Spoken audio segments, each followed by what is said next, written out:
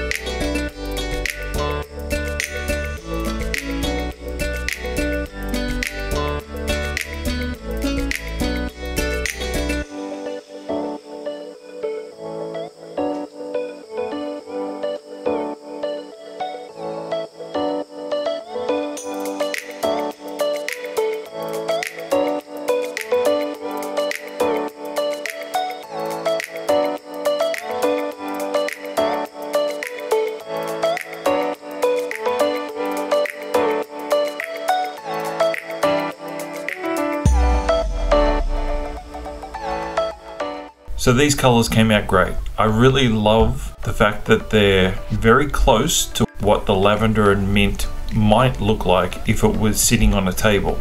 The smell of this is absolutely beautiful. And you know, looking back on this, I only did one loaf. I'm now wishing I actually did two. While I was cutting this loaf, I could see little flowers in the design. Can you see them?